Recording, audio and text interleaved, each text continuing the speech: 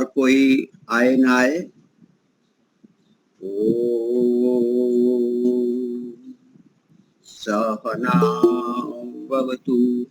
सहनौ भुनक्तु सह वीर्यं कर्वावहै तेजस्विनावधीतमस्तु मा विद्विषावहै। ओम शांति शांति शांति। तेरे दर को छोड़कर किस दर जाऊं मैं, सुनता मेरी कौन है, किसे सुनाऊं मैं। तेरे दर को छोड़कर किस दर जाऊं मैं, सुनता मेरी कौन है, किसे सुनाऊं मैं। जब से याद बुलाई तेरी लाखों कष्ट उठाए हैं, जब से याद बुलाई तेरी लाखों कष्ट उठाए हैं। क्या जानूं इस जीवन अंदर कितने पाप कमाए हैं। हूँ शर्मिंदा आपसे क्या बतलाऊं मैं, सुनता मेरी कौन है, किसे सुनाऊं मैं। मेरे पाप कर्म ही तुझसे प्रीति न करने देते हैं, मेरे पाप कर्म ही तुझसे प्रीति न करने देते हैं। कभी न चाहूं मिले आपसे, रोक मुझे ये लेते हैं। कैसे स्वामी आपके दर्शन पाऊं मैं, सुनता मेरी कौन है, किसे सुनाऊं मैं। तेरे दर को छोड़कर किस दर जाऊं मैं, सुनता मेरी कौन है, किसे सुनाऊं मैं। है तू नाथ वरों का दाता, तुझसे सब वर पाते हैं। है तू नाथ वरों का दाता, तुझसे न सब वर पाते हैं। ऋषि मुनि और योगी सारे तेरे ही गुण गाते हैं। छींटा दे दो ज्ञान का, होश में आऊं मैं, सुनता मेरी कौन है, किसे सुनाऊं मैं। जो बीती सो बीती लेकिन बाकी उम्र संभालूं मैं। जो बीती सो बीती लेकिन बाकी उम्र संभालूं मैं। प्रेम भाव में बंधा आपसे, गीत प्रेम के गालू में। जीवन प्यारे देश का सफल बनाऊं मैं, सुनता मेरी कौन है, किसे सुनाऊं मैं। तेरे दर को छोड़कर किस दर जाऊं मैं, सुनता मेरी कौन है, किसे सुनाऊं मैं। सुनता मेरी कौन है, किसे सुनाऊं मैं। किसे सुनाऊं मैं, किसे सुनाऊं, कोई सुनने वाला है नहीं, कोई सुनता नहीं है ईश्वर के अलावा। हाँ जी, चलो और कोई गाना चाहते हो, फिर अपने वक्ता शायद आ गए होंगे, एक भजन लेते हैं। नरेश अहमदाबाद से, क्या आप लेंगे या तो फिर और कोई गाना चाहते हो? शीतल जी आप भी गा सकते हो मुंबई से।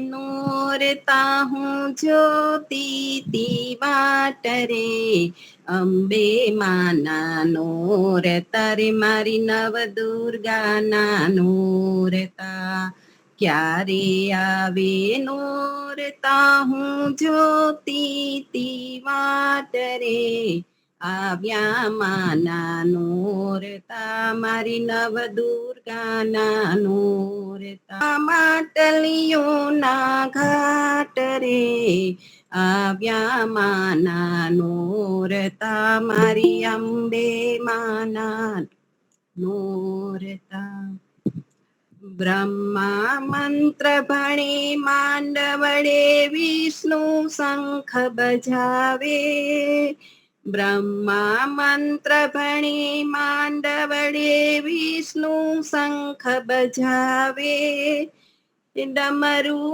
લઈ શિવ શંકર નાચે ડમરૂ લઈ શિવ શંકર નાચે ત્રિભુવન ડોલ્યે જાય રે આવ્યા માના નોરતા મારી નવ દુર્ગાના નોરતા આવ્યા માના નોરતા મારી અંબે માના નોરતા ઋષિ મુનિઓ તારી કરે આરતી ગુણી જનો ગુણ ગાયે ઋષિ મુનિઓ તારી કરે આરતી ગુણી જનો ગુણ ગાયે જેવી જેની શ્રદ્ધા તેવા તેને દર્શન થાય જેવી જેની શ્રદ્ધા તેવા તેને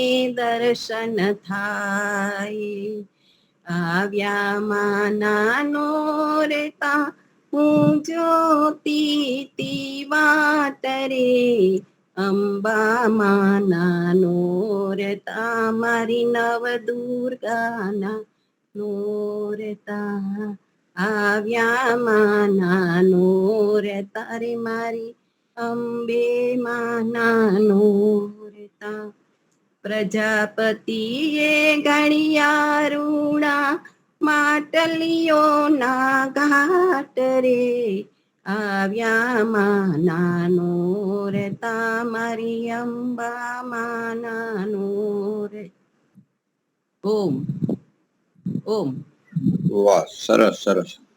ગુજરાતીમાં એક ભજન પણ છે, ગળપણ ગળપણ કોને મેલ્યું ગોળપણ ગળપણ ગળપણ રોટલો ખવાય. एक बार हम सब लोग ओम बोल लेते हैं। प्रार्थना तो आप सब लोगों ने किया ही है। ओम सर्वेभ्यो नमो नमः। बीच में किन्हीं कारणों से कक्षा संस्कार की कक्षा नहीं हो पाई, परंतु अब आज प्रारंभ हो रहा है।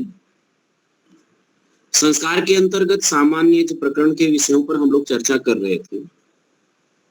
श्रद्धेय श्री मुनि जी का एक निवेदन आया था कि संस्कार में थोड़ी सी तीव्रता लाई जाए, गति प्रदान किया जाए। तो इस बात का हम ध्यान रखेंगे कि अब कक्षा प्रारंभ हो रहा है। जो विगत कक्षा नहीं हुआ है उस विगत कक्षा की भी पूर्ति कोई अतिरिक्त समय मिलता है तो यद्यप आप लोगों की व्यवस्था के अनुकूल यदि समय मिलता है तो आप रखेंगे तो भी हो सकता है। तो हम लोग सीधा सीधा विषय पर आ जाएं। संविधान मंत्रों का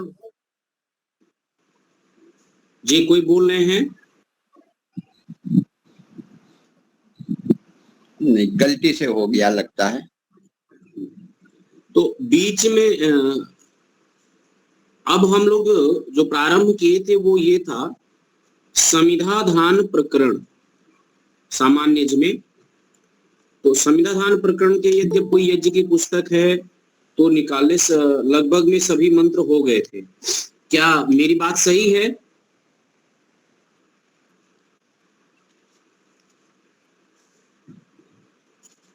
जी सही है, सही है। सही है। पंचदेवताओं जोड़ी। हाँ, समिधाधान हो गया था। अब समिधाधान के बाद एक विधि होता है जिसे हम जल प्रसेचन कहते हैं।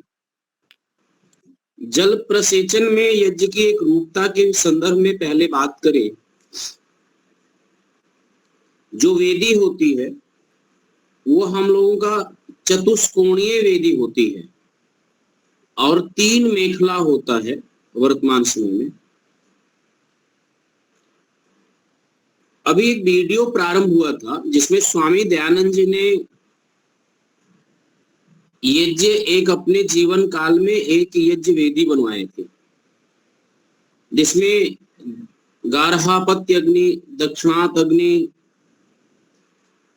और 5 प्रकार के अग्नियों का वहां पर उल्लेख किए।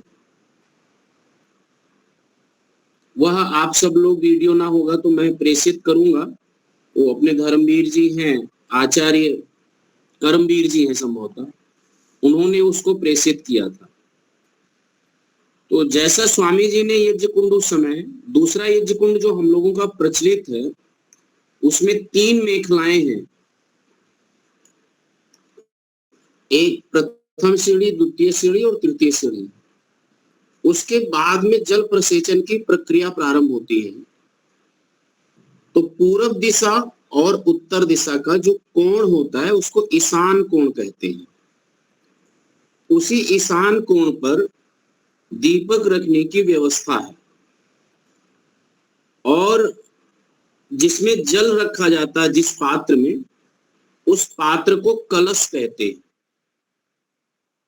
वर्तमान समय में कलश, उसके ऊपर एक कलश उसे कहा जाता है जिसमें जल भी हो, थोड़े कुछ पान के पत्ते, आम के पत्ते, नागरवेल का पत्ता बोलते हैं हम लोग, तो पान का पत्ता बोलते हैं, उसके ऊपर पत्ता रख करके और श्रीफल रखते हैं।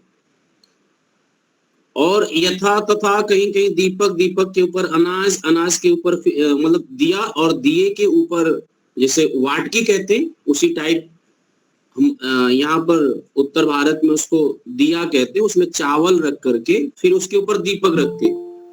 तो लोटे के ऊपर कोई अनाज का पात्र रखेंगे, उसके ऊपर दीपक रखेंगे और उसे भी कलश कहते हैं। और चित्रों में भी हम लोगों का जो प्रचलित है कलश के रूप में, वो यही प्रचलित है कि लोटा, लोटे के ऊपर आम का पत्ता हो, आम के पल्लो हो अथवा नागरवेल के पत्र हो, लगा करके ऊपर से श्रीफल रखा जाएगा, उसी को कलश बोलते हैं। पर यज्ञ की प्रक्रिया में कलश उसे बोलते हैं जिस पात्र में हम जल रखते हैं, और आम भाषा में बोले तो लोटे को कलश बोलते हैं। ऐसे तो जो जल प्रसेचन का पात्र होता है स्वतंत्र रूप से जल भरा हुआ एक पात्र ईशान कोण पे रखना चाहिए।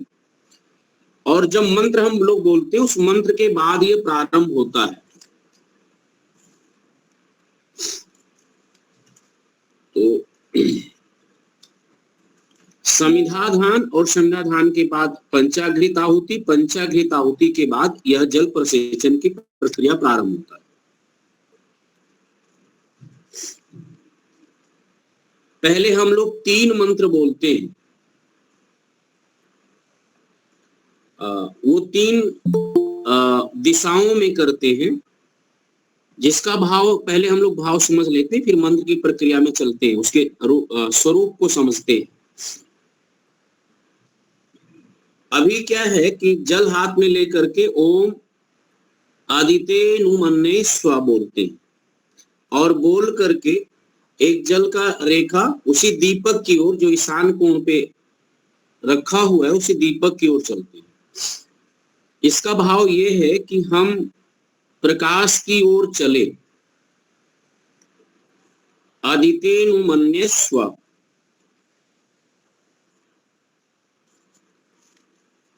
ये चलता है जिस पद की ओर उद्गाता बैठते हैं, समझते जाइएगा। उद्गाता का मुख जो होता है वो यज्ञ वेदी पर पश्चिम की ओर मुख होता है, और होता जिसे हम यजमान कहते हैं उनका मुख पूर्व की ओर होता है। फिर दूसरे मंत्र में पूरब की ओर होते हैं, और जो लोटा चलाने की यानी जो कलश है उस कलश को एक दूसरे के हाथ में देने की जो प्रक्रिया है, वो प्रक्रिया जैसे हमारी घड़ी घूमती है जिस दिशा में, उसी दिशा में वैसे ही घूमना चाहिए। आवाज क्यों आवाज कट रही है? ओम जी,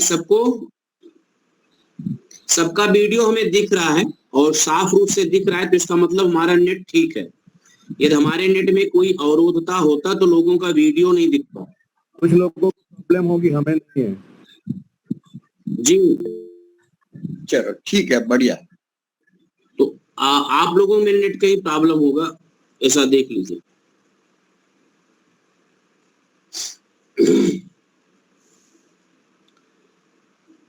तो जो जल स्पर्शेचन की प्रक्रिया होती है वो फिर जो पूर्वामुख यजमान बैठे वो करते हैं।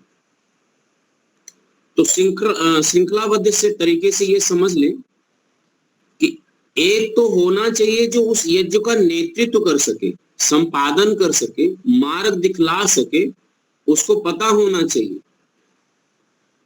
यज्ञ के समस्त विधि से जो यज्ञ का ब्रह्मा होता है उसको पता होता है। यज्ञ का ब्रह्मा जिसे आप ऋत्विज के रूप में वर्ण करते हैं, और वो उत्तराभिमुख बैठता है, यज्ञ वेदी के उत्तराभिमुख बैठता है, जो यज्ञ के सभी विधियों को जानता है। यहां पर यह समझ लीजिएगा कि जो हमें यज्ञ मिला है और जो सब विधियों को जानने की बात हो रही है, वो अग्निहोत्र से लेकर के जो भी स्रोत यज्ञ पर्यंत जितने भी यज्ञ बड़े यज्ञ हैं उसको पढ़ा है, अथवा ये समझ लीजिए जिसने कल्प शास्त्र को पढ़ा है। विधि का मतलब इतना नहीं कि जो दैनिक यज्ञ करता है और जितनी विधियों को जानता है उसको आपने ब्रह्मा मान लिया और ये समझ रहे हैं कि मन। स्वामी जी का जो अभिप्राय था वो लिखा था कि लिखते हैं कि यज्ञ का ब्रह्मा कौन होवे, तो एक शब्दों में है कि चारों वेदों को जो ज्ञाता है वही यज्ञ का ब्रह्मा होवे, ऋत्विज होवे। ऐसे ऋत्विजों का शास्त्रों में कम से कम इतना न्यून योग्यता होवे, तो यद्य पास देखने जाएंगे तो मिलेंगे नहीं, लेकिन कम से कम वेदों को जानते हो, चारों वेदों को समझते हो, उनके विषयों को समझते हो, कल्प शास्त्र और क्रमकांड और संस्कार को कम से कम उन्होंने गुरुमुख परंपरा से पढ़े हो। ऐसे लोग हमारे संस्कारों के ब्रह्मा बने, आचार्य बने, तो वह एक तो क्रिया संपादन होता है और ठीक ठीक उसका हमें लाभ भी मिलता है, पुण्य भी होता है, क्योंकि आपने अपने यज्ञ का संपादन कराने वाले जो आचार्य का नियुक्त किया है वो योग्य व्यक्ति का नियुक्त किया है। इसमें एक बात का उदाहरण दे दूं, लौकिक उदाहरण, कि आपको चिकित्सा लेना है, सारवार करवाना है यदि आपको, तो आप ऐसे किसी से नहीं कहेंगे कि इंजेक्शन लगाना किसी को भी आता है तो किसी से भी लगवा लेंगे। आप उसी पर विश्वास करेंगे जो अच्छा पढ़ा लिखा हो, अच्छा जानता हो, उसी से आप चिकित्सा लेना ज्यादा अच्छा रहेगा और ज्यादा हितकर होता भी है। तो जब हम वर्ण करते हैं तो वर्ण शब्द का अभिप्राय ही होता है श्रेष्ठ लोगों का वर्ण करना। तो यज्ञ का ब्रह्मा इसीलिए कि वो यज्ञ की समस्त विधियों को जानता है और उस क्रिया को संपादन कर सकता है, वो ज्ञान की अवस्था में है, तो इसलिए वो जल का जो प्रसेचन करता है वो पहली बार छोड़ दिया जाता है। कहने का अभिप्राय यह है कि वह सुयोग्य है, बाकी अन्य प्रार्थना के मुद्रा में होते हैं।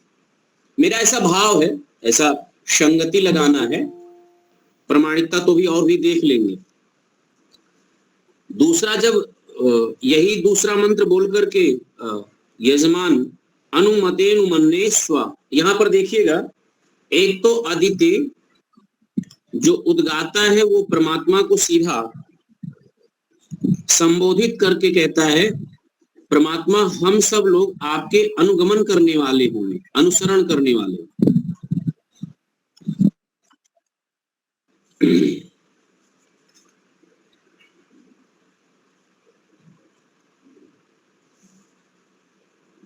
तीसरा मंत्र बोला जाता है जो बैठा होता अध्वर्यु के पद पर, जिसको कहेंगे दक्षिणाभिमुख। यज्ञ वेदी के उत्तर भाग में दक्षिणाभिमुख, दक्षिण की ओर मुख करके बैठे रहते हैं, वह मंत्र बोलते ओम सरस्वत्यनुमन्ये स्वाहा। यह बोल करके, और वो भी अपने दाहिने हाथ से।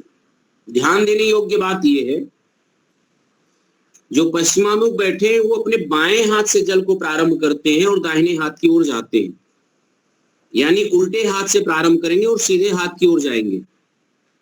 दूसरा, वहीं पर यजमान जिसे कहते होता, वो अपने दाहिने हाथ से प्रारंभ करते हैं, दाहिने हाथ की ओर जाएंगे। और वही जिसे अध्वर्यु कहते हैं, वह भी अपने दाहिने हाथ से प्रारंभ करता और बाएं हाथ का। तो ये भिन्नता क्यों है? सब लोग दाहिने हाथ से प्रारंभ करते, बाएं हाथ की ओर जाते हैं। तो भिन्नता ये है कि सबको प्रकाश की ओर चलना है। किधर चलना है? प्रकाश की ओर चलना है। इसलिए उद्गाता और अन्य दो ऋत्विजों में ये भिन्नता है कि सब लोग दाहिने से बाएं हाथ की ओर चलते, ऐसा करते हैं।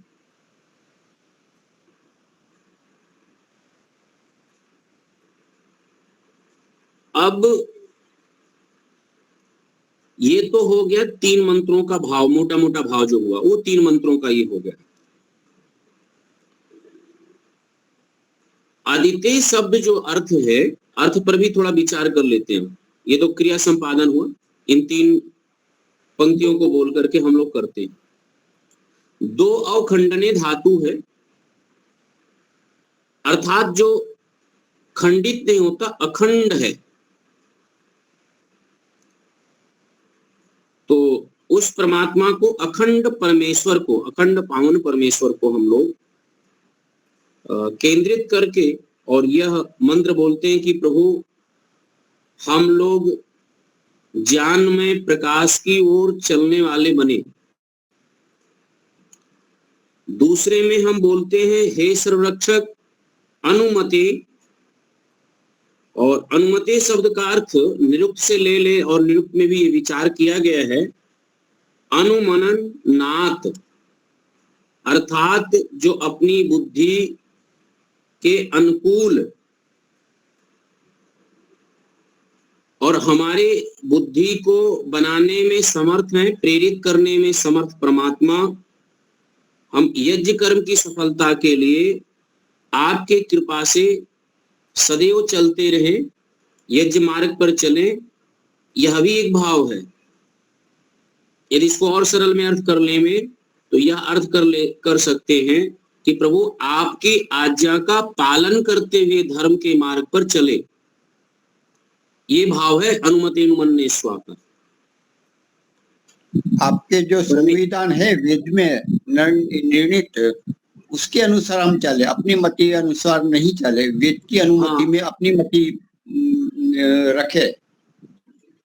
ठीक बात है। तो परमात्मा की जो वाणी है, उस परमात्मा की वाणी सबके हित के लिए है और सबके लिए है, उसका हम लोग अनुगमन करना चाहिए। उस वाणी का अनुगमन करने के लिए हमारे पास तप होना चाहिए, तप का बल होना चाहिए, बुद्धि होना चाहिए और व्यवस्थित एक ज्ञान की भी आवश्यकता होती है। मनमाना स्वच्छंद ज्ञान की आवश्यकता के बल पर हम परमात्मा की आज्ञा का पालन नहीं कर सकते। इंद्रियों के लोलुपता में और इंद्रियों के प्रसंग में हम लोग परमात्मा का ध्यान नहीं रख पाते, उसकी आज्ञा, उसकी वाणी नहीं है। जैसी हमारी इंद्रियां की लोलुपता कहती है, जैसी चाहती, वैसा हम लोग अनुगमन करने लगते हैं, यानी परमात्मा के आज्ञा का उल्लंघन कर देते हैं, उसकी मर्यादा का उल्लंघन कर देते हैं। तो ये जो आपने कहा वो सही कहा है। तो दूसरा देखेंगे, तीसरी बात में जो है वो सरस्वती अनुमन्ये स्वाहा बोला। सर का अर्थ होता है ज्ञान ही होता है।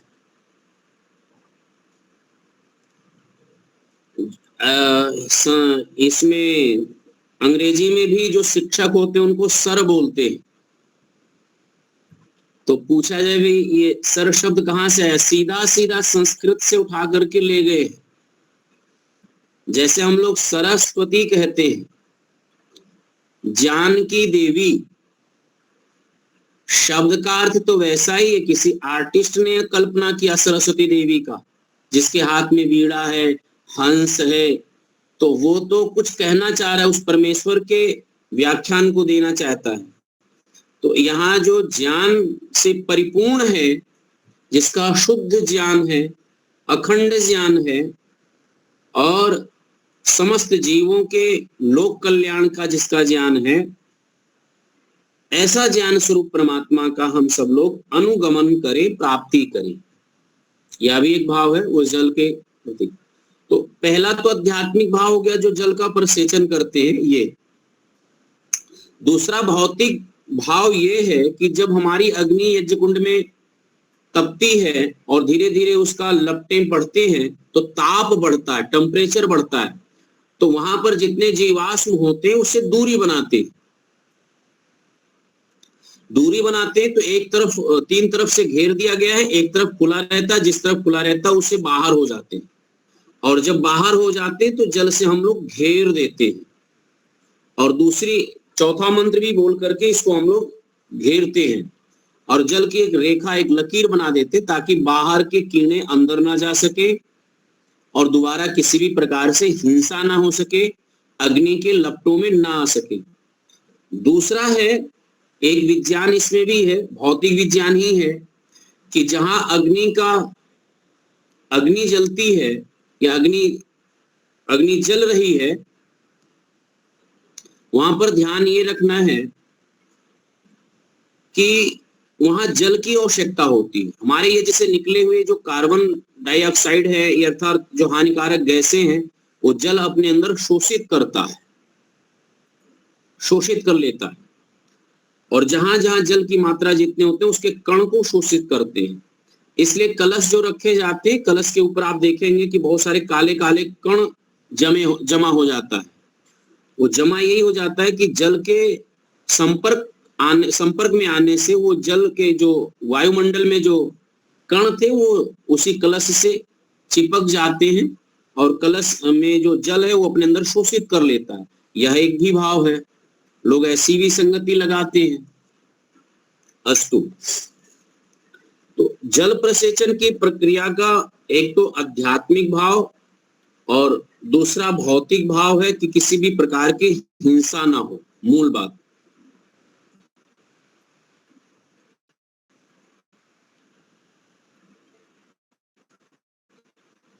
और विशेष करके हम इसके गहन यज्ञ की प्रक्रियाओं में बहुत ज्यादा जाएंगे, मतलब और गहन अर्थ लेंगे तो समय ज्यादा हो जाता है, यहीं तक अर्थ लेते हैं, यहाँ तक समझ लें। चौथा मंत्र बोलते हैं, ओम देव सविता प्रसुव यज्ञम प्रसुव यज्ञ पतिम भगाय दिव्यो गंधर्वः केतपुः केतन्नः पुनातु वाचस्पतिर्वाचन्नः स्वादतु। विद्या की वृद्धि में हमारी वाणी का महत्वपूर्ण योगदान है। विद्या की वृद्धि में हमारी वाणी का महत्वपूर्ण योगदान है, इसलिए इस मंत्र में वाचस्पतिर्वाचन्नः स्वादतु, आपकी वाणी स्वाद युक्त होवे। हमारी वाणी कैसी होनी चाहिए? स्वाद युक्त होनी चाहिए, मीठी वाणी होनी चाहिए, रुचिकर होना चाहिए, लाभप्रद होना चाहिए। अब इसको जितना भी हो सके, और मैं तो ये कहूं कि आपकी वाणी सबको पचने योग्य होना चाहिए। ऐसी वाणी बोलिए कि लोग उसको सहन कर सके, अमल कर सके, व्यवहार में आ सके और लोगों को हितकर होवे, मधुर लगे, ऐसी वाणी होनी चाहिए। ये स्वादयुक्त जो है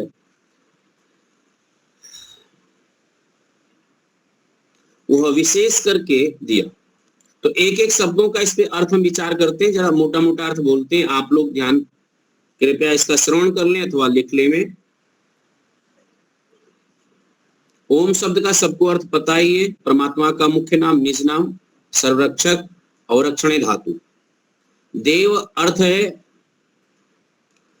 दिवु क्रीडायाम के, दिवु जो क्रीडायाम है इसके 6 अर्थ लगभग प्रचलित होते हैं, लेकिन यहां पर आप यह समझें कि दिव्य गुणों से जो युक्त है ऐसा देव। सविता सुप्रसवे सुप्रेणे, ऐसे करके बहुत कई धातुओं से यह भी शब्द सिद्ध होता है। लेकिन इसका अर्थ मुख्य यह है कि जो सकल जगत का उत्पादक करता परमेश्वर, वो सविता है। प्रसुव और मेरे इस यज्ञीय कर्म को बढ़ावे, उत्पन्न करे, हमारे जीवन में यज्ञीय कर्म, श्रेष्ठ कर्म, शुभ कर्म की वृद्धि होवे। तो यज्ञम प्रसुव, आप कितना सुंदर शब्द है, यज्ञम प्रसुव। इसी प्रसुव से प्रसव शब्द बना है, प्रसव उत्पत्ति अर्थ है। यज्ञ की उत्पत्ति यानी यज्ञ की वृद्धि हमारी होवे, हमारे जीवन में होवे। भगाय यज्ञपतिम पशुव, जो यज्ञ का स्वामी हो। अब यज्ञ के स्वामी का यज्ञपतिम पशुव, इसका भी अर्थ लिखने में, जो यज्ञ का संपादन करता है, उत्तम प्रकार से यज्ञ कर्म संपन्न करने की प्रेरणा दीजिए। अर्थात यज्ञ करने वाले को हे परमात्मन आप ऐसी प्रेरणा कीजिए कि यह यज्ञ में और प्रीति बढ़े, यज्ञ को और उन्नत की ओर ले जावे। ये भी भाव है। फिर मंत्र में ही एक शब्द आया है जिसे कहते हैं दिव्यः गंधर्वः, मंत्र में ये पद है। तो यहाँ दिव्य जो अर्थ है, जैसे हमने बताया था दिव्य धातु के कई अर्थ हैं, उसमें एक ज्ञान अर्थ भी है। तो यहाँ यदि हम ज्ञान अर्थ ले लेते हैं तो ज्ञान अर्थ लेकर के कहेंगे गंधर्वः। तो जो विलक्षण ज्ञान के प्रकाशक हैं गंधर्वा, वेदवाणी के धारक, और गंधर्वा शब्द के दो अर्थ ले लीजिए। वो दो अर्थ ले लेंगे, एक तो वेदवाणी के धारक और पृथ्वी के पालक, ये दो अर्थ हो जाएंगे। क्यों ले लेंगे? क्योंकि स्वामी जी ने इसी मंत्र का अर्थ जो लिखा है और यजुर्वेद में लिखा है कि यो गाम पृथ्वी वेद वाचम च धार्यत सा गंधर्वा, स्वामी जी ने गंधर्वा शब्द की व्युत्पत्ति लिखा है।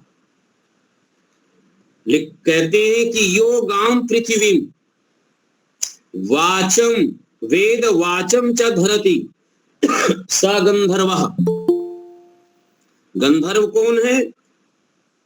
तो गंधर्व एक तो वेद की वाणी को बोले, वेद वाचम जिसने वेद की वाणी, और गाम पृथ्वी, गौ और पृथ्वी को गंधर्व कहा जाता है। फिर आगे दूसरा शब्द, दूसरा पद है केतपुः। केतपुः, यह केतम प्रज्ञां पुनाति पवित्री करोति सह केतपुः। इसकी व्युत्पत्ति संस्कृत में ही है और यह व्युत्पत्ति विशेष करके स्वामी जी का ही है, इसलिए पढ़ते हैं, निकाल करके लाते हैं स्वाध्याय करके। कि केतपुः का अर्थ है कि यह केतम प्रज्ञां पुनाति, जो अपने ज्ञान विज्ञान से बुद्धि को पवित्र करता है। जो ज्ञान विज्ञान से बुद्धि को पवित्र, बुद्धि और मन को पवित्र करने वाले हैं, उसको केतपुः कहते हैं। तो केतपुः का अर्थ पुनः सरल में लिखना चाहें तो सरलीकरण करके लिख लेंगे,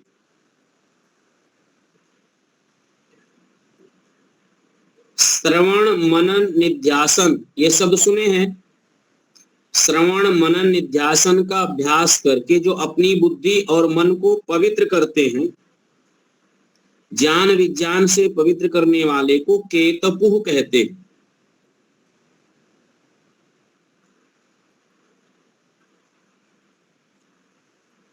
निघंटुकार ने कहा है, यानी आचार्य यास्क ने कहा है, केतः प्रज्ञानाम, केतः प्रज्ञानाम अर्थात बुद्धि को ही केतः कहा जाता है। और केतम पुनः इसी बुद्धि को पवित्र करे। इस मंत्र में भी बुद्धि को पवित्र करने की सुंदर प्रार्थना है, दिव्य प्रार्थना है। अब आगे देखिए, वाचस्पति ही, वाणी के स्वामी को। उपनिषद में, केनो उपनिषद में एक संदर्भ आता है जिसका उत्तर यही है। केतव का मतलब क शब्द, कु शब्द, ऐसा उस आधार पर कुछ आता है। कु शब्द वेद विद्या, वो जो आप बताना चाह रहे वो अर्थ यहाँ अभी नहीं लिए हैं। यहाँ तो केतु शब्द है। केतु शब्द जो है वो बहुवचन होकर के केतवः बना, जैसे गुरु गुरु गुरुवः बनता है, ठीक है, ऐसे ही बहुवचन होकर के केतवः, केतु शब्द है। मतलब वो ध्वजा भी बोलते हैं, केतुवः ध्वजा है वो। हाँ, सामान्य अर्थ में केतु ध्वजा बोलते हैं, लेकिन आचार्य यास्क ने इस शब्द की जो उत्पत्ति किया ना, केतः, वैसे कहिए केतः प्रज्ञानाम। हम केतु बुद्धि को भी केतु कहते, ऐसा समझिए, क्योंकि हमारे शरीर में हमारी ध्वजा हमारी बुद्धि है, जो हमारी बुद्धि हमारा ही परिचय देता। ध्वजा का अर्थ है परिचय देने वाला, प्रतीक, ऐसा अर्थ है। तो हमारा तो कोई ऐसा है नहीं कि जो बाहरी परिचय देगा, हमारी बुद्धि ही हमारी परिचय देती है।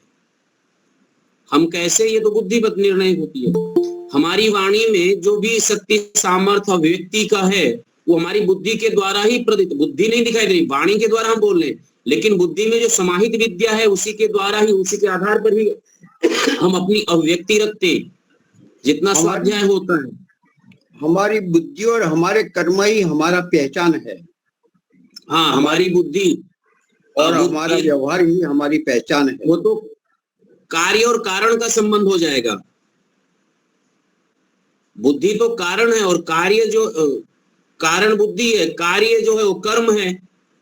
कर्म दिखता है, बुद्धि दिखती नहीं है, वो मूल रूप से है, लेकिन कारण जो है वो बुद्धि ही है। कुछ भी करने कराने में, विचार करने में, शक्ति निर्णय करने में, वो एक अलग विषय हो सकता है। लेकिन यहां पर यही है कि इस मंत्र में केतपुः केतन नः माने हमारी बुद्धि को पवित्र करने की जहां हम प्रार्थना किए हैं। और यद्यप जिसकी बुद्धि पवित्र है, पावन है, मनंतः किरण शुद्ध है, उसकी वाणी स्वादयुक्त होती ही है, हो ही जाती है, ऐसा भी मान सकते हैं। यह प्रार्थना करते हुए जल के साथ विनियोग किया गया है कि चारों तरफ जल का प्रसेचन करें। भाव तो ऐसा है, अर्थ तो आध्यात्मिक है, और अर्थ आध्यात्मिक होते हुए भी और इस प्रकार से उसका हम जल प्रसेचन करते हैं। अब दूसरी बात, यज्ञ जीवन के इर्द गिर्द चारों तरफ हमारी वाणी का ही विस्तार होता है। एक भाव यह भी रख लीजिए, समझिए, हमारा जीवन यज्ञमय जीवन है और हमारी वाणी का ही प्रभाव हमारे आसपास होता है, जैसा वाणी का व्यवहार करते हैं। बस इस मंत्र का यही तक अर्थ लेते हैं, ज्यादा विस्तार नहीं करेंगे। वाणी को अग्नि स्वरूप कहा है।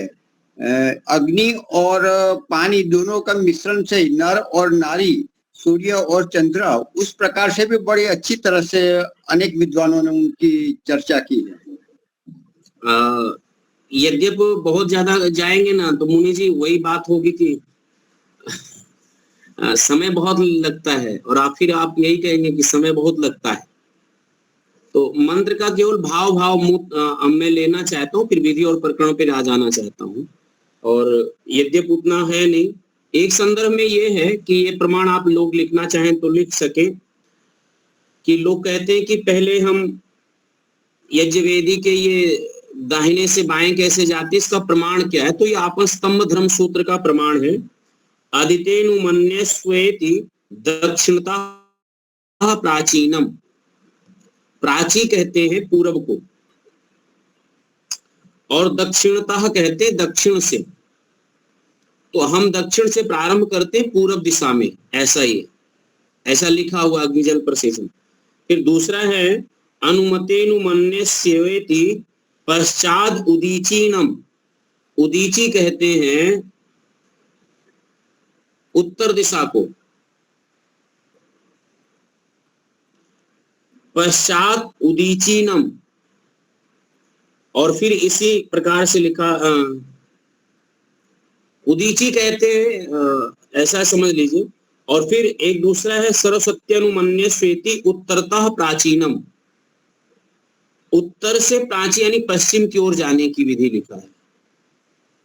तो ये दो मंत्र लेंगे, एक तो पूर्व दिशा का हो गया प्राची दिशा, दूसरा प्राचीनम उत्तरतः प्राचीनम, उत्तर से प्राची की ओर जाने के लिए, और पश्चात पश्चिम से फिर उदीचीनम, पश्चिम से दक्षिण दिशा की ओर जाने के लिए।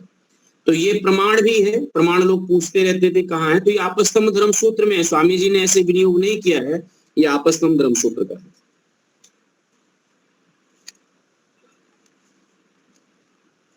एक बात और इसी पर कह दें कि दीपक हम लोग ईशान कोण पर ही क्यों रखते हैं।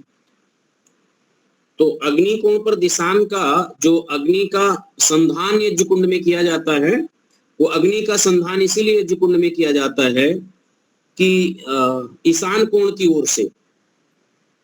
अब तो अपनी सरलता के लिए लोग हवन को दीपक को कहीं भी जला लेते, उठा करके कपूर लगा लेते, लेकिन अभी भी पौराणिक मान्यता में जो यज्ञ करते हैं वो लोग उसी विधि से करते हैं कि ईशान कोण से ही अग्नि प्रकट करेंगे, और ईशान कोण से ला करके वो ऐसे ही दक्षिणता होते हुए ला करके और अग्नि कुंड में प्रवेश कराएंगे। वो विधि का पूरा पालन करते हैं यज्ञ कुंड अग्न्याधान के प्रकरण में। तो उत्तर दिशा में लोग पूछेंगे कि ऐसा क्यों रखते हैं, तो यह तो एक जो हम लोग यज्ञ कुंड बनाते हैं वो पूरे ब्रह्मांड का थोड़ा प्रतीक रखते हैं। सूर्य जब उत्तरायण होते हैं और उत्तरायण होने के बाद 22 जून को सबसे बड़ा दिन होता है, हम लोग जानते होंगे, और 22 दिसंबर को ही सबसे छोटा दिन होता है। लगभग ऐसे ही होगा जो लोग जानते हैं उत्तरायण और दक्षिणायन होने का जो विधि है लगभग। तो 22 जून को सबसे जो बड़ा दिन होता है वो उत्तरायण होता है सूर्य, और उत्तरायण वो ईशान कोण ही है जो धरती पर सबसे अधिक प्रकाश हमें प्राप्त होता है। यहाँ इस आर्यावर्त को, भारत को, पूरे भारत में जो प्रकाश सबसे अधिक मिलता है वो केंद्र बिंदु पर, वो इसी जगह मिलता है। नहीं तो कुछ लोग बैठे होंगे कहेंगे आचार्य जी आप नहीं जानते, उत्तरी ध्रुव पर पूरा इतना रहता है, दक्षिण ध्रुव पर है सूर्य का प्रकाश इतनी देर तक रहता है। ऋषि को प्रकाश आर्यावर्त में मिला है, इसलिए ऋषि ने आर्यावर्त का प्रमाण लिखा भारत में कि इस पर प्रकाश पृथ्वी को ज्यादा प्राप्त होता है, और इसलिए हम लोग इसी केंद्र बिंदु में, इसी परिधि में यज्ञ करने कराने का, अग्निहोत्र करने कराने का विधान है। बाकी और जगह इस प्रकार से यज्ञ का विधान, ये यज्ञ की संस्कृति आपको कहीं नहीं मिलेगी। भूगोल में आर्यावर्त का जो परिक्षेत्र है, जितना बड़ा विस्तार भारतवर्ष था उतनी भारतवर्ष में ये अग्निहोत्र मिलता है, और अग्निहोत्र का विज्ञान ही यहाँ से हुआ है, इसका आविष्कार हुआ है तो ऋषियों के द्वारा हुआ। तो ऋषियों ने जो समाधि लगा करके जो देखा और समझा, और जो बुद्धिगम्य रहा वो यही रहा कि हमें आर्यावर्त को सबसे अधिक प्रकाश उत्तरायण से प्राप्त होता है, तो उत्तरायण की तरफ से अग्नि अनुसंधान किया जाता है कस्तु। तो जल प्रसेचन की प्रक्रिया को यहीं पर अब हम विराम दे करके आगे की प्रक्रिया को लेते हैं। दूसरी प्रक्रिया आती है जिसको हम लोग आघाराज्य आहुति कहते हैं। तो आधार कहते हैं दो आहुतियों का नाम है, अग्नेय स्वाहा और सोमाय स्वाहा। और आज्य आहुति का नाम है, दूसरा है आज्य आहुति प्रजापते स्वाहा और इंद्राय स्वाहा, ये 4 होते हैं। 2 आहुति हम लोग एक उत्तर दिशा में देते हैं और दूसरी दक्षिण दिशा में, जो मुख्य यजमान होते हैं वो देते हैं।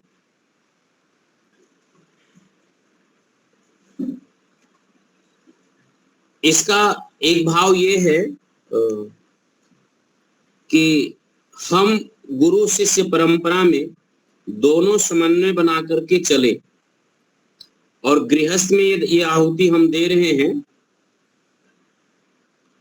तो पति और पत्नी दोनों लोग समन्वय बनाकर समांतर रेखा में चले। एक अग्नि स्वरूप है और दूसरा सोम स्वरूप है। अग्नि स्वरूप का अभिप्राय है नेतृत्व प्रधान, और सौम्य स्वरूप प्रधान है जो वो अनुसरण प्रधान है। यहाँ आचार्य नेतृत्व करता है जीवन का, ज्ञान विज्ञान का, और उसका अनुगमन शिष्य करता है। गृहस्थ में पति जो है वो नेतृत्व करता है गृहस्थ धर्म का, और यहाँ पत्नी जो है उसका अनुसरण करती है। और ये मर्यादा, ये संस्कृति सदैव बनी रहनी चाहिए। आज पूरे भारतवर्ष में आप इस प्रकार की बात बोल दीजिए तो पूरा बवंडर खड़ा हो जा रहा है कि ये काम पत्नी क्यों नहीं कर सकती, पति ही क्यों कर सकते हैं।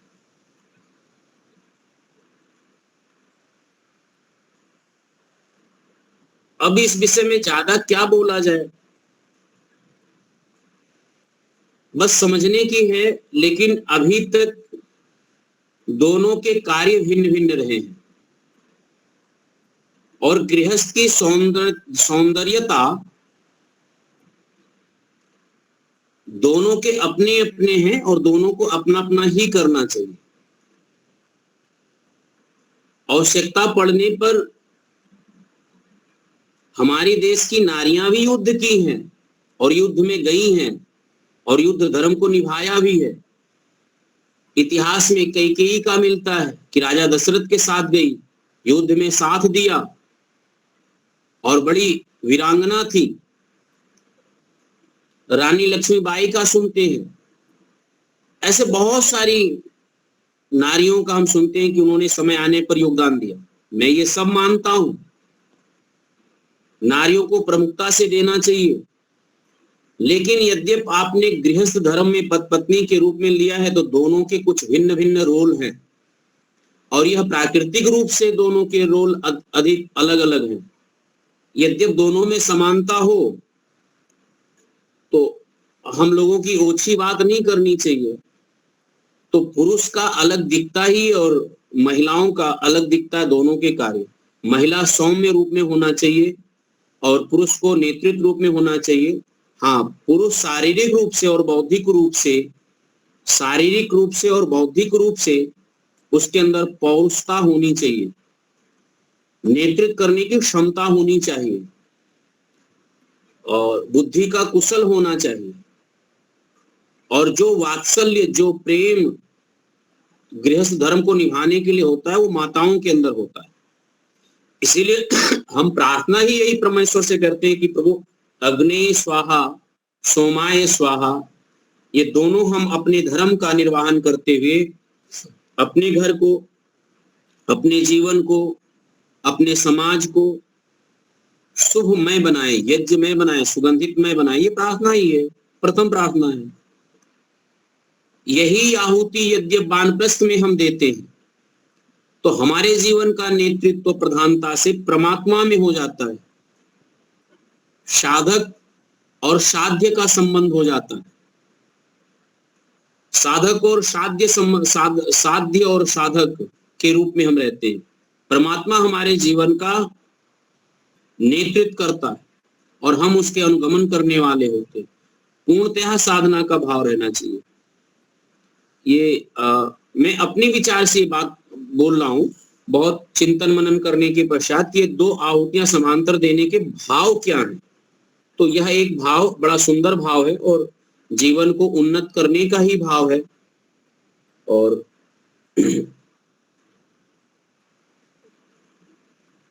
अग्नि शब्द का अर्थ बहुत पहले ही बोल चुके हैं।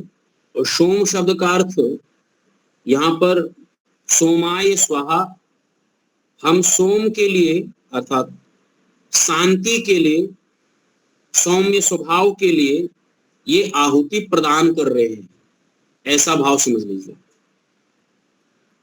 तो एक तो प्रकाश के लिए आहुति प्रदान कर रहे हैं और दूसरा हम शांति के लिए कर रहे हैं।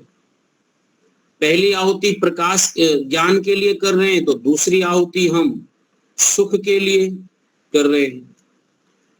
तो ये दोनों आहुति आपस में संबंध हैं, दोनों बंधे हुए हैं। प्रजापति स्वाहा और इंद्राय स्वाहा, यहाँ प्रजापति बनने के लिए ये आहुति प्रदान कर रहे हैं। और दूसरी आहुति इंद्राय स्वाहा, हम ऐश्वर्य प्राप्ति के लिए ये आहुति हम दे रहे हैं। ये चार आहुतियां हमने जो प्रदान करते हैं घृत की, और जिसका नाम है आघारा अज्य भाग्य आहुति, वो यही आहुतियां हैं, ये चार आहुति। इसके पश्चात फिर हम लोग इसका नाम ही याद रखेंगे, क्योंकि संस्कार में कब आहुति कौन सी दी जाती है यह विशेष करके वहां स्वामी जी लिखेंगे कि यहाँ पर आप आघाराज्य आहुति दे दीजिए, यहाँ पर व्याहृति की 4 आहुति दे दीजिए, अथवा यहाँ पर लिखेंगे कि जल प्रसेचन करना है। इसमें आधारा आज्य आहुति है, वो क्या मतलब, क्या जी आज्य आहुति जी, उसका अर्थ क्या है? मतलब आधारा आज्य आहुति ये नामकरण है। 2 आहुतियों का नाम आघारा है, और आज्य माने घृत की ही आहुति, 2 आहुति दिया, तो इसको मिला करके बोला गया है कि ये घी की आहुति देनी है। आज्य का अर्थ होता है घृत की। अच्छा, हाँ ऐसा ही। और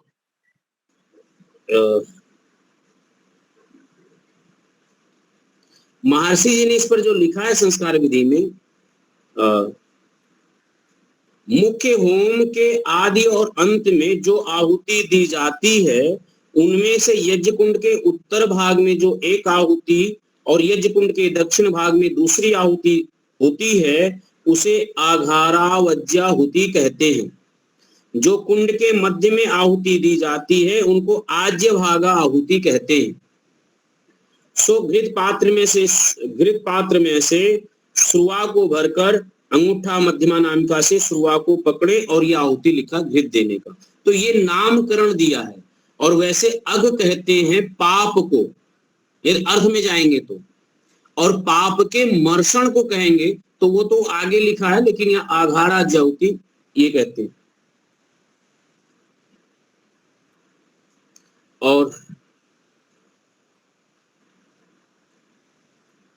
और दूसरी बात है, ये आघारा कहेंगे, घेरने को भी कहते हैं। तो जो दोनों तरफ से हम आहुति दे करके एक बीच में प्रज्वलित करते हैं, ऐसा। लेकिन वहां पर प्रत्येक प्रकरण में स्वामी जी ने नामकरण किया। जैसे व्याहृति आहुति का नामकरण आगे भी आ रहा है। तो व्याहृति का सीधा अर्थ तो इतना ही है कि व्याहृतियां तो 7 मानी गई है शास्त्र में, जो हम लोग प्राणायाम मंत्र में बोलते हैं, भू व स्व महा जना तप और सत्यम, ये 7। लेकिन उसमें से 3 व्याहृति जो है, भूर व और स्व, ये महाव्याहृति बोली जाती है। महाव्याहृति का अर्थ होता है शब्द एक होता, अर्थ अनेक हो, उसको व्याहृति बोलते हैं, महाव्याहृति बोलते हैं। अब जिसमें व्यवहृत होता है उसको व्याहृति बोलते हैं। लेकिन स्वामी जी ने उन आहुतियों को नामकरण करके नीचे दे दिया, बस ऐसा ही प्रकरण है। और संज्ञा जो होता वो व्यवहार के लिए होता मुख्य रूप से। जब किसी प्रकरण का कोई नामकरण किया जाता है तो नामकरण जो होता है वो व्यवहार के लिए होता है।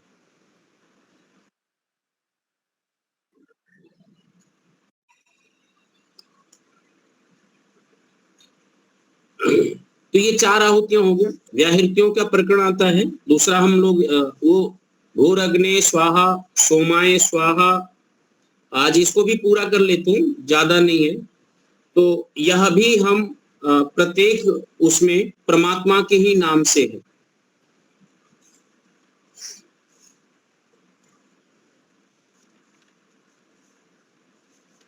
तो इसमें विस्तार में हम जाने की आवश्यकता नहीं, समझते नहीं, बहुत समय लग जाता है।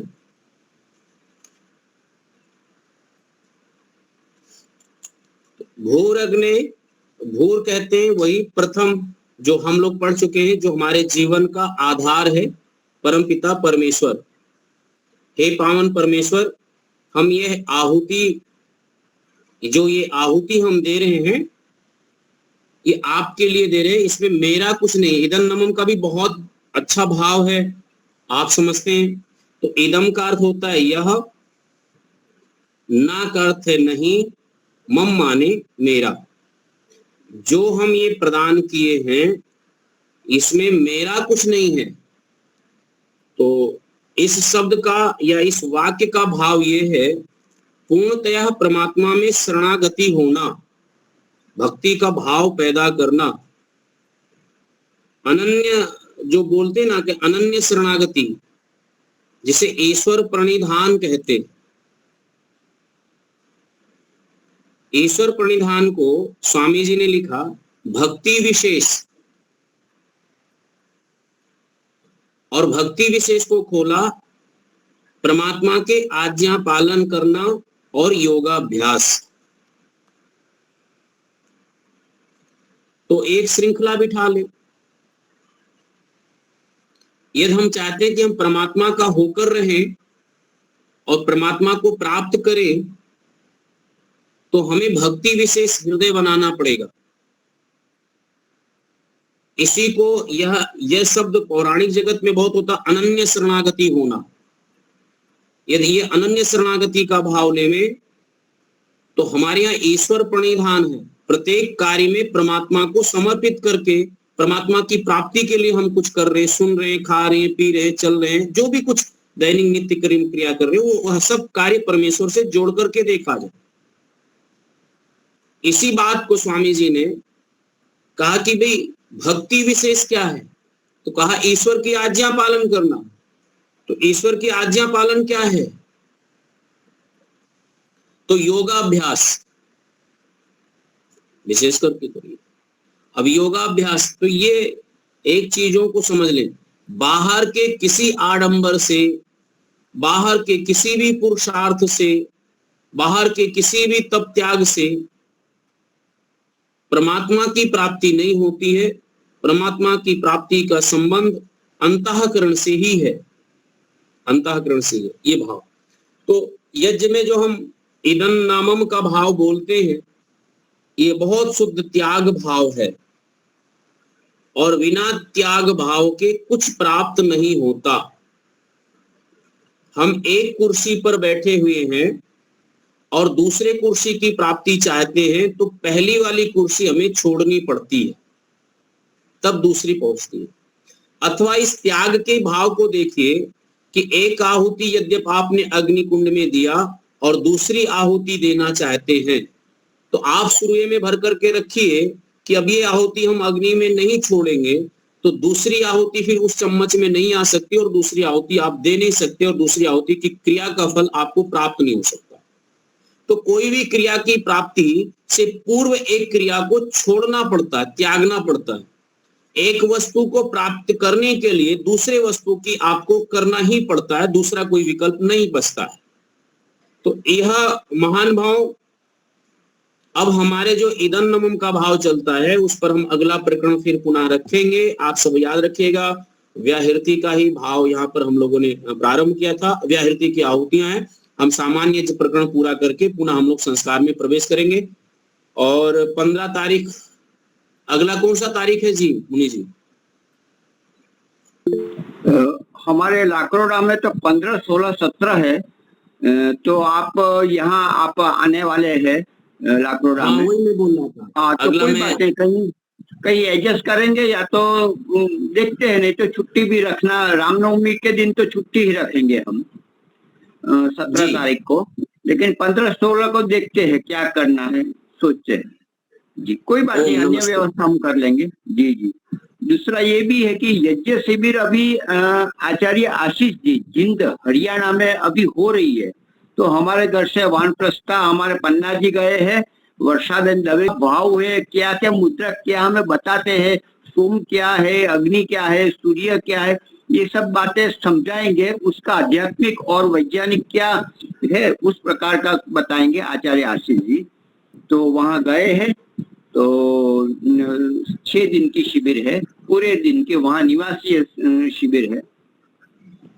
तो समय हो चुका है, हम शांति पाठ करते हैं।